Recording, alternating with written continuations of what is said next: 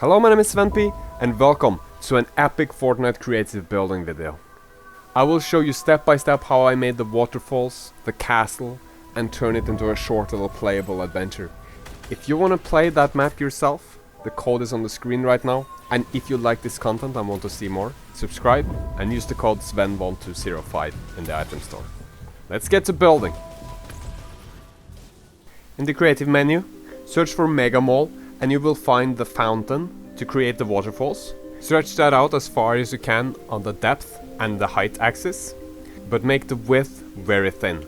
Then what you will do is place them all next to each other on the grid.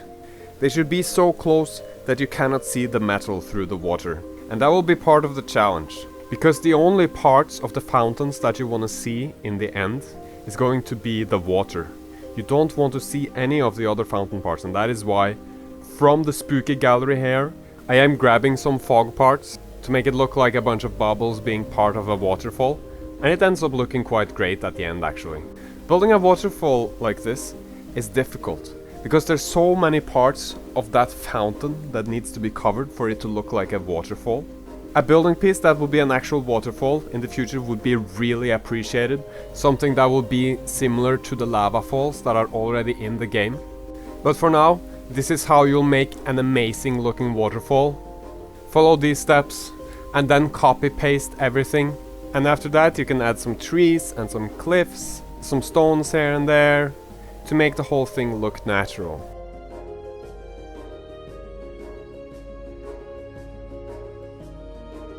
Copy pasting this can actually be quite a feat, because you can only copy paste 100 things at once in Fortnite Creative. And there are so many blocks that you need to copy paste for this kind of a waterfall. But just do it in chunks of 100, and the missing pieces you can come and add later.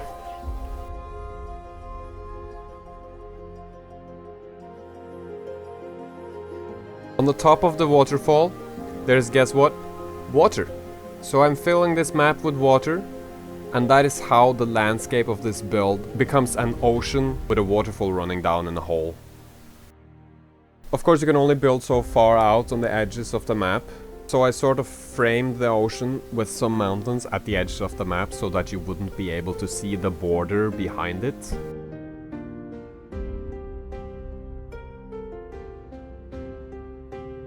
I will admit, I did not expect this to look this good at all. I'm so happy with this. Now let's get to building the castle. I start off with figuring out where I want to build a castle, and I do that by placing floating platforms. I like to build with grid snap turned off, and then I will need something to connect it to, and I can connect it to these things. My initial little square here will be 7x7. The 7x7 isn't super important, I just want something to map out what I'm building.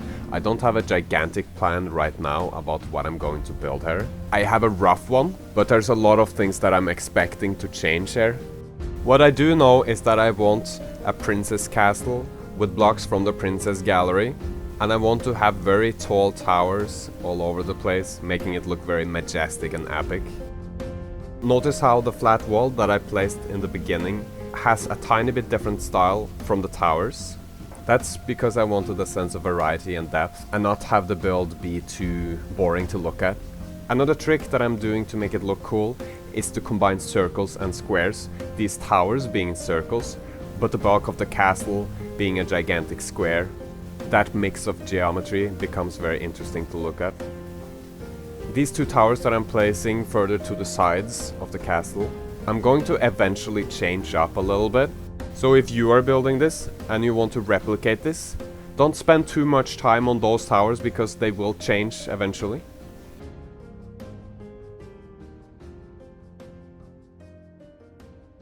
Back to the square parts of the castle, I'm using these more smooth looking blocks again for the variety effect that I was talking about earlier. Here I'm also realizing that I want it to be a little longer behind, just one block. It's gonna make a lot of difference. And then I just copy paste all of these blocks on top of each other, and then we have a great start. A little framework for the castle. Then I'm copy pasting these towers again to put them on each corner of this square. This part here I had already planned, but I didn't know exactly what I wanted to do with the towers. How I wanted them to look like, how tall I wanted them to be, how thick I wanted them to be, all of that. I expected that once I had built more, I'd be able to see what I wanted to change. But I had a rough idea about the shapes and the placements of the towers. But beyond that, I didn't know, and I'll get more into that later. When I build things like this, I make a lot of changes during the build. Because making a huge build like this, I'm not gonna first build it as a practice so that when I'm recording it for a video I can make it 100% perfectly. I like a lot better the process where I'm sort of building it as I go, and then it will turn out how it will turn out, and if I make some mistakes, I try to make the best out of it rather than trying to redo the whole thing. Here's a trick for making an amazing castle. Grab these crenellated wall things from the Princess Gallery and stretch them out to be very tall and very wide, and put them on the edges of your castle wall. They will create some amazing looking battlements, and your castle will look like an actual castle, and not this little girl princess stuff that these prefabs originally look like. Here's another trick. When copy pasting this, you'll quickly find it very low on your screen, so low that you can't see where it ends up. Try to copy paste something useless very low under the thing that you're actually trying to copy paste, so that you can bring that over. That will lift the whole thing further up. A lot of the tower tops that I'm building right now, I'm eventually going to change. The two towers in the front will become much thinner, as I said earlier, which is gonna make the whole thing look much better. These 4 towers on top, I will change quite a bit in height and also eventually remove the round balcony around them. And the rest of the towers will also change in height. It looks a little plain and boring right now, but eventually, once more detail and variety will be added, it will look amazing. Now let's build the bridge.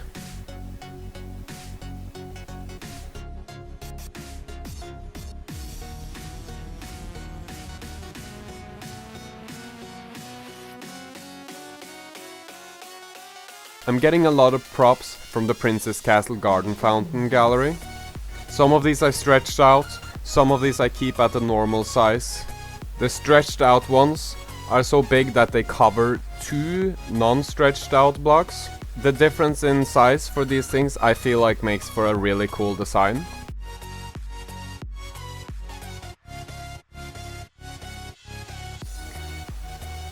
The archways I'd have on each side of the bridge, so I'm just copy pasting it and rotating it to place it on the other side as well. Then I'm putting a railing across the whole thing. This railing also being from the Princess Gallery. I really like this railing, by the way. Eventually, into the process of making this bridge, I realized it was a little too warm, too princessy. Not exactly what I was going for. What I was going for was sort of a magical, mystic feel for this build here. So I will eventually change some of that. But I didn't realize this until I made the stairway by the waterfall. And once you see it completed, you'll see that the bridge really needed some design shift.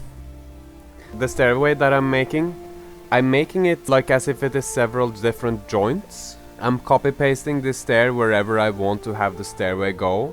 It has very long roots that will be long enough to go into the nature. So I only have to change very minor things about the ground and the waterfall to make the stairway fit into the world. It's super easy to make a really cool stairway like this. It's pretty simple, but it has so much personality to it.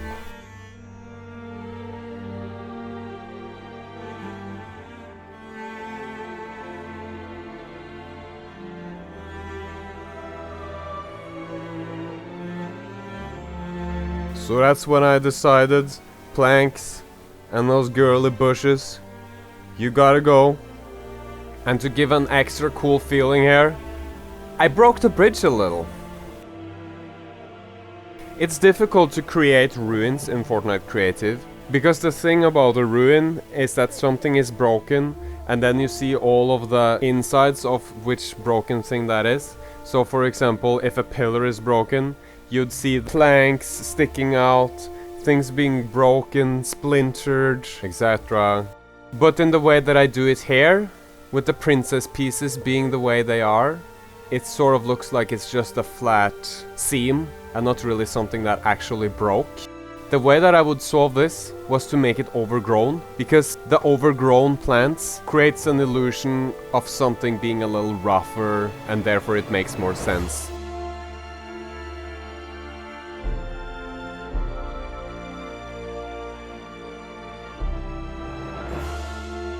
Up next, I decided that the castle needed a thicker, huge tower to look out over the whole valley. And to have some more interesting shapes, I decided that instead of having it be round, I would have it be an octagon. So what I do is just copy paste a couple of pieces from one of the princess prefabs. That prefab had some detailed on the corners, which made it so that when I placed these pieces next to each other, they would have a nice seam. So then I'm just deleting one of these towers so that I can just put it where it was. I'm making sure it's right on the corner, and then copy paste by copy paste, I build it.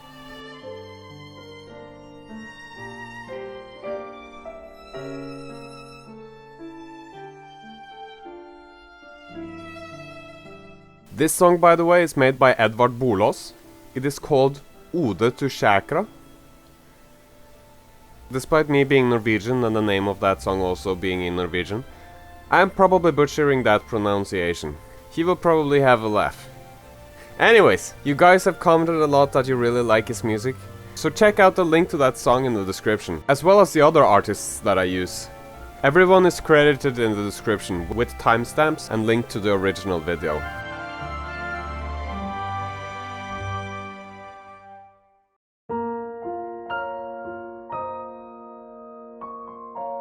Edvard Bolås recently made a full album that he is uploading to YouTube. He has tons of amazing songs, and make sure you say hi from me. This song is also from him. It is called Falketind. He has made it in two versions, one being orchestral and one being just with a piano.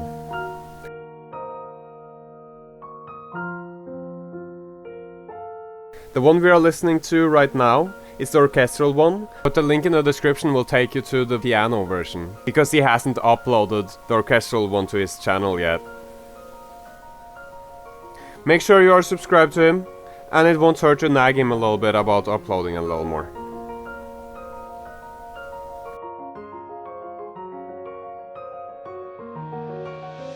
About the build again, I wanted to make this map into a short game mode, because I felt it would be really epic to walk through the path over to the bridge, add some jumping challenges, some enemies to defeat, and flying through the map with an airplane.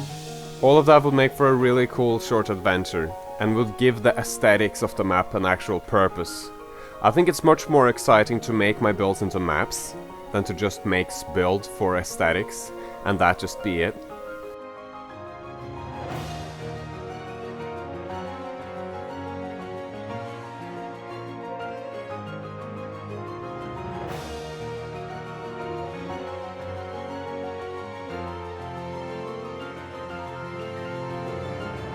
I made the map quite easy, because my thoughts are when playing a map, experiencing a lot of frustrations kind of ruins a creative journey sometimes. If it was me and I wanted to play something that's hard, I'd play Skjæra or something. And not a map in Fortnite where the enjoyable parts are experiencing people's creativity.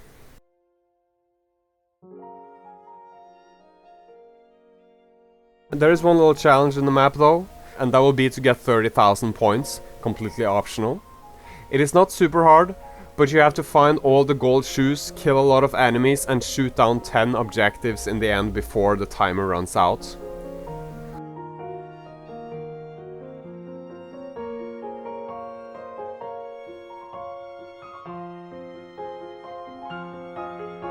All in all, I was very happy with this map, with the ruined bridge, the waterfalls, the pink trees, and the marvelous castle. It felt like a magical place.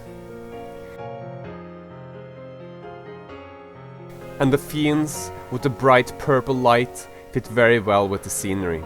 If you watched this far without skipping, I just want to remind you that you are very, very awesome, and I really appreciate it. If you did skip, you're still awesome, but you won't get the satisfaction of knowing this. It is now time to showcase the build. I'll show you a time lapse from the overhead view, and a cinematic showing the gameplay of the map and some nice shots of the whole build.